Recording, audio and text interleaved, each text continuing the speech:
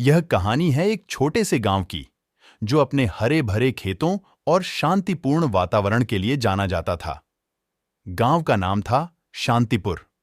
इस गांव में लोग सादगी से रहते थे और एक दूसरे की मदद करना अपना कर्तव्य समझते थे। लेकिन एक दिन ऐसा कुछ हुआ जिसने इस गांव के नाम को ही बदल दिया।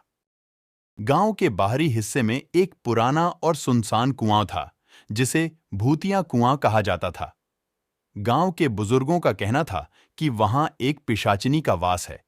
यह पिशाचिनी बेहद खतरनाक थी और रात होते ही गांव के आसपास के इलाकों में घूमा करती थी। उसकी आंखें जलती हुई लाल थीं और उसके बाल लहराते हुए हवा में उड़ते थे। उसके पास जाने की हिम्मत कोई नहीं करता था। दिन गांव के किशोर लड़कों ने हिम्मत कर उस कुएं के पास जाने का निर्णय लिया। वे सभी साहसी थे और भूत प्रेत की कहानियों पर विश्वास नहीं करते थे। उन्होंने रात के समय कुएं के पास जाने की योजना बनाई। आधी रात का समय था, चारों तरफ सन्नाटा था। जैसे ही वे कुएं के पास पहुंचे, अचानक से हवा में एक सर्दी सी आ गई। सबने एक दूसरे तरफ देखा और थोड़ा डर भी महसूस किया, पर कोई पीछे नहीं हटा। जैसे ही वे कुएं के पास पहुंचे, उन्हें लगा कि कुएं से किसी ने उनका नाम पुकारा। पहले तो उन्हें लगा कि यह उनका भ्रम है, पर जब दूसरी बार उन्होंने वही आवाज सुनी तो उनकी हिम्मत टूट गई। अचानक से कुएं के अंदर से एक छाया निकली। वह पिशाचिनी थी। उसकी आंखें लाल आग तरह जल रही थीं। उसने अपने लंबे नाखूनों से एक लड़के की गर्दन पकड़ ली और उसे हवा में उठा लिया। बाकी लड़के डर के मारे भाग खड़े हुए। अगले दिन उस लड़के का शव गांव के बाहर मिला। उसकी गर्दन पर गहरे घाव थे और उसकी आंखें फटी हुई थीं। यह खबर पूरे गांव में आग की तरह फैल गई। सभी को यकीन हो गया कि पिशाचिनी का प्रकोप सच है। गांव के लोग डर के मारे रात में घर से बाहर निकलना बंद कर दिए। बच्चों को सख्त हिदायत दी गई कि वे उस कुएं के पास न जाएं।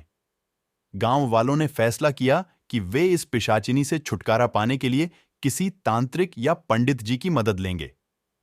पास के गांव में एक प्रसिद्ध तांत्रिक रहते थे, जिन्हें इस प्रकार के भूत प्रेतों को काबू करने में महारत हासिल थी।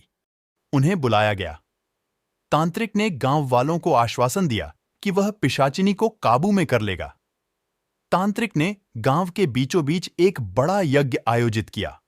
उन्होंने खास मंत्रों और जड़ी बूटियों का उपयोग किया और गांव के लोगों से यज्ञ में भाग लेने को कहा। यज्ञ के दौरान तांत्रिक ने पिशाचिनी को बुलाने के लिए विशेष मंत्रों का जाप किया। जैसे ही मंत्रों का प्रभाव बढ़ा, हवा तेज चलने लगी और एक अजीब सी गूंज सुनाई देने लगी। आधी रात के समय पिशाचिनी प्रकट हुई।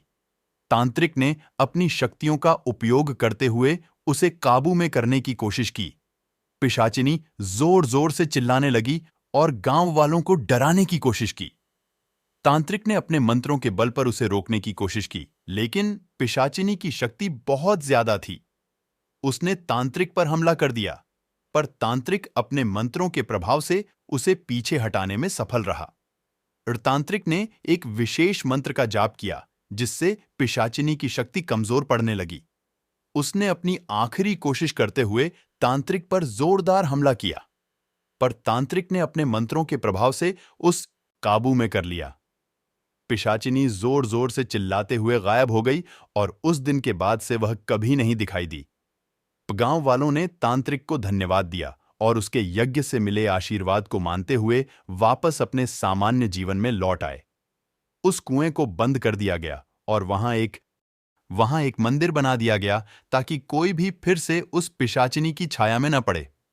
इस तरह शांतिपुर गांव फिर से अपने पुराने स्वरूप में लौट आया, लेकिन पिशाचिनी की कहानी हमेशा के लिए एक डरावनी याद बनकर रह गई।